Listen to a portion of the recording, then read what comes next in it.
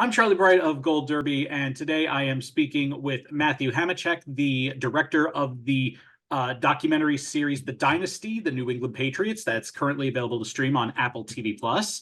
First of all, first thing I wanted to ask you was prior to making this documentary, what was your relationship with the New England Patriots?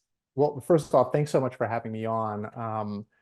You know, I, they were not my team, I'll put it that way. And I think like a lot of people in this country who care about football, I think there were only sort of two things I knew about the New England Patriots. One was that they never let anybody inside, and they kept everybody at an arm's length. And the other thing is that they were really good and probably beat up my team quite a bit. But you know, I think that those two things made me curious, especially the first one, which is that they never really let anybody in, and it felt like a challenge. It was going to be a tough nut to crack.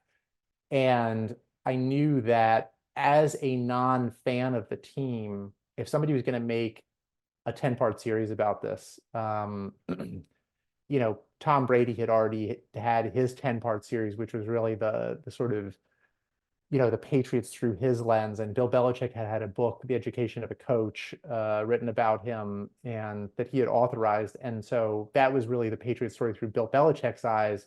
But those were not only through specific lenses, but also very sort of, I wouldn't say puff pieces, but they were very glowing, and it was just about the glory of the game and all of that stuff. And I felt like as a non-fan, the thing that you have to do if you're going to make a 10-part series about the Patriots is to do the unvarnished telling of it. And it couldn't be through a specific lens. It had to be through everybody's perspective, not just Bill's, not just Tom's, not just Robert Kraft's, but all the people who were there along the way. And we ended up interviewing 70 plus players and coaches and front office executives and rivals, which was also really important because you want to hear how everybody else felt about them too. You just mentioned that there were a ton of people that you talked to for this, everyone from players like Brady, Malcolm Butler, Wes Welker, and the object of my affection, Rob Gronkowski, Yeah. and but also and coaching, but also management like Robert Kraft. Yeah. Was there any subject who it took a bit of work to convince them to take part in the project? Of course, everybody. I mean, whether it's this project, Tiger was similar, except Tiger was in a lot of ways the opposite because we didn't have, we didn't have anybody on Tiger's team. We didn't have Tiger. We were sort of coming from the outside looking in. And this one was the opposite. We were in the inside trying to show the story that never had been told before. And so, sometimes you call people up and it's 4 sentences. Hey, my name is Matt. I'm going to make this documentary about the New England Patriots. They ask a couple questions and they say, when can I sit down in the chair? And then some people you take longer and you have to build up their trust. And I think, one great example of that is Adam Vinatieri. He has been asked to do everything that the NFL Films has put out, that the Patriots have put out. And I think he had 2 things that really were important to him. The first was that we have Belichick, Brady, and Kraft, as well as the whole host of other people who were really so significant and often get overlooked in the debates of, is it Belichick or is it Brady or is it, I think that was really important to him. And when we finally had all those people, I called him and I said, we got him. And then the other thing that he was really concerned with was, this is a guy who was on the Patriots for a while, but then he left to go play for a team like the Indianapolis Colts, and they were the rival of the Patriots for many, many years, including when he was on the team. And so he didn't want another puff piece about the Patriots. He wanted the unvarnished telling of it. And when I explained to him that we're going to do that, and I was going to ask him tough questions, and I was going to, talk to him about what it was like to be an Indianapolis Colt and be on the team that accused the Patriots of their second major cheating scandal in Deflategate, I think those kind of things are what got him over the hump. I mean, yeah, I mean, it surprised me that he would take a bit of convincing because when I hear Adam Vinatieri, I remember those first 2 Super Bowls that they won, and it was his field goals that ended up cementing the wins for them because those were all close games and them coming from behind as well. The first 3 were all, I believe, 3-point games. Yeah. Mm-hmm.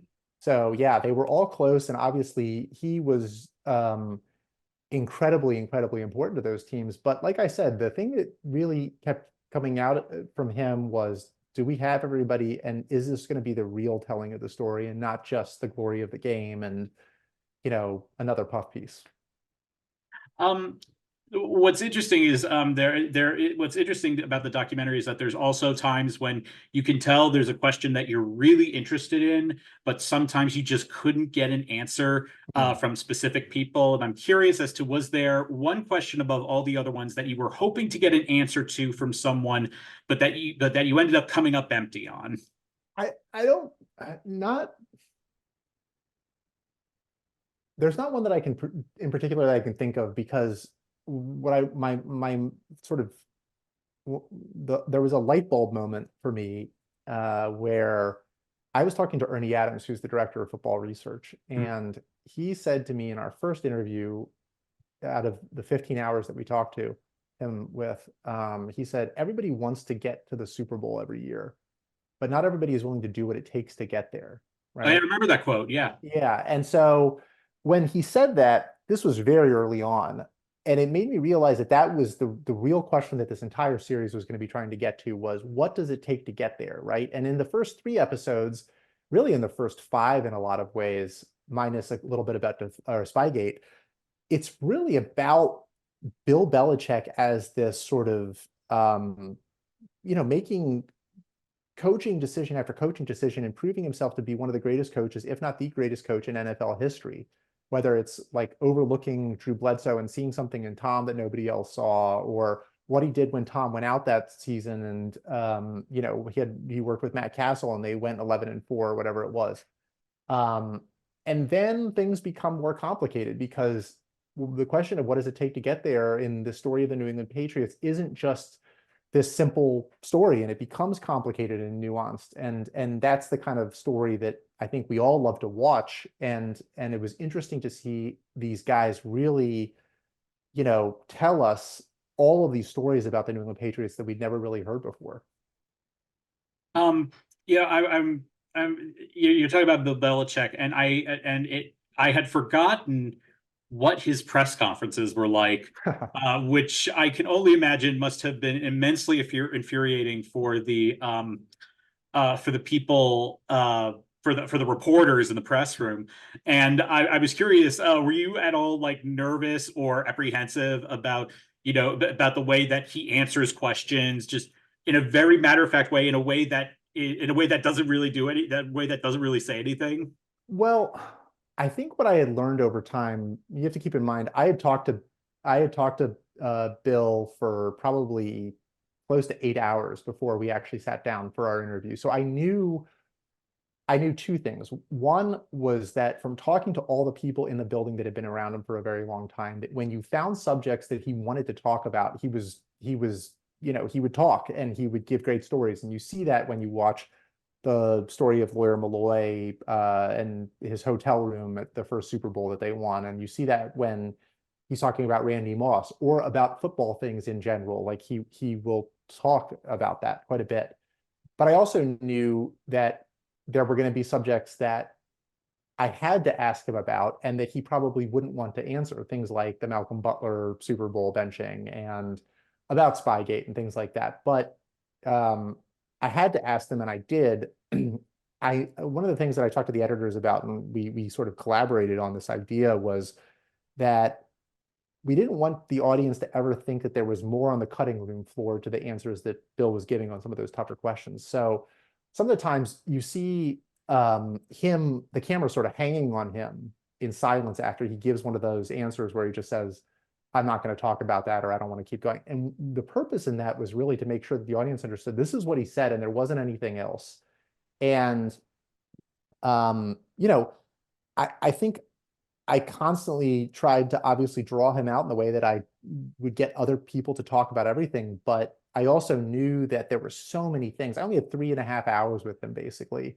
And when you think about 20 plus years of coaching and choices, like I said, the first 5 episodes are largely just about how great of a coach he is. Uh, there's a lot of stuff here to talk about. So when I felt like he wasn't going to go further, I didn't keep asking over and over and over again. Was there an aspect of the story that was more difficult to frame with this documentary than the other parts? Well, I don't know if I'd phrase it that way, but certainly the Aaron Hernandez story was um, one that I instantly knew was much more complicated than the sort of true crime version of the story that had been told before. And when I realized that is when I was talking to Dion Branch, um, a wide receiver for the Patriots. He sort of was there, left, and then came back, and he was there with Aaron Hernandez. And I didn't even realize that he was that close to Aaron, but a producer that we had working on the project, Vindy Anton, was doing some research basically like as we were interviewing Dion. He had already done a ton, but he found this new article and it mentioned that they lived across the street from each other and they were close. And I said in the middle of our interview, because I got a text message from him saying ask him about Aaron.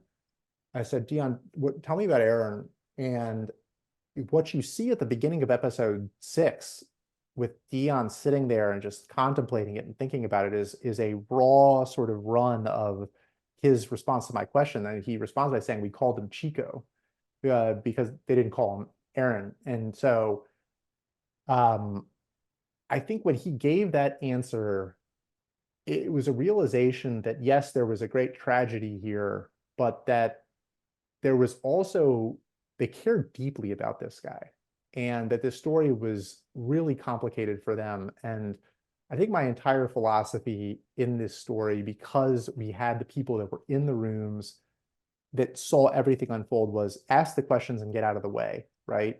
As much as possible. But in this story, in the Aaron Hernandez story in particular, this was the first time that we were hearing anything from the Patriot perspective because they really didn't talk about that at all. And so in this case in particular, it was just ask the questions and get out of the way. And that's why there's a lot longer takes of interviews and just letting the players talk and give their opinions. So, you know, that I think the more than anything else with the Hernandez episode, it was just taking a lot of care and making sure that we sort of showed what it was like to talk to these people as much as possible. Of all the things you learned about the Patriots over the course of filming this, for you personally, what surprised you the most? I guess I had heard rumblings when Tom left that there was complications with his relationship with Bill, but I just had no idea how much of that was there. And I think that was certainly a really fascinating thing that surprised me quite a bit to hear Tom talk about it, to hear all the people around him talk about it. Um, but I think that, you know, the interesting thing for me was here knowing about all of that, and Tom was one of the last people we interviewed, last sort of 10 or 15 people we interviewed. And so I had heard everybody else talk about this. And then at the end of Tom's interview, we were talking about when he was leaving the Patriots. And really the most emotional Tom got, I think, in the entire series was the 2 times that he talked about saying goodbye to Bill, that he was calling Bill and telling him he was leaving and how much his relationship with Bill meant. And those were the 2 times when Tom really broke down the most. And so that's one of those moments where you realize, okay, it's interesting that they had a complicated relationship, but it is complicated. And despite all the things that went on and all the things that we were hearing, there's still obviously a great deal of love there, and letting that play out and letting the audience sort of take that in and not necessarily pointing to it and saying like, you have to pay attention to this. This is really important, but just sort of let it unfold was really important to me. Um, I do just want to jettison into something a bit more personal. Yeah. You know, there are so many great memories that a lot of people have about their favorite sports, Mhm. and obviously, you have a great affection for several sports, including pro football. And I'm curious as to what your personal favorite football memory is. Like, I'll never forget watching the Music City Miracle with the Tennessee Titans versus the Buffalo Bills in that wild card game. That one, that just in my mind, just exploding when that Right, happened. right. For football wise, I think that I'm a Green Bay Packer fan, so certainly um, the Packers winning the Super Bowl against the Steelers is going to be up there forever. There's a third down conversion that Aaron Rodgers made that will forever be embedded in my mind. I think it was late in the fourth quarter, and that really chewed up the clock enough to let them to win that. But I got to tell you, having worked on this, even though they're not my team, that Falcons Super Bowl, when Tom comes back from 28-3, the accomplishment on a sports level is one thing, and that's fascinating. But knowing what was going on in his life, and as you know, as Danny Amendola says, all the things that were sort of swirling around in his head as he entered that game, and how much he meant to those players, and the fact that, it felt like the team had found his replacement, and we're starting to think about moving on from him, and how old he was at that time. All of that stuff, all of those things that make these stories, sports stories, so much bigger than sports. Because if it's just about sports, then you're just basically doing a timeline in video format, right? You're saying this game happened and this, blah, blah, blah. And that's the least interesting version of a story like this. And so knowing that and witnessing that game as we sort of figured out how to tell it through the voices of the people who were there and the footage that we had, because we had like 30,000 hours of archive to go through, and it was a monumental task to just look at that, much less figure out how to use it. That's without a doubt in my mind one of the greatest sporting sort of events in sports history. Yeah, it's interesting. It's interesting. I realized as I was watching that part, I could never remember the final score of the game, but I always will remember 28-3. Right. There's some New Englanders out there who I think have that tattooed on their body. I would be disappointed if there weren't, considering they're New England fans. But that's another story for another day. Yes. Well, Matthew, thank you so much for joining us. We wish you all the best over the next couple of months, and to all of our viewers, please like, share, and subscribe to this video, and keep going to goldderby.com to make your Emmy predictions in advance of the nominations in July. Thanks so much, Matthew. Thank you so much for having me on. I appreciate it.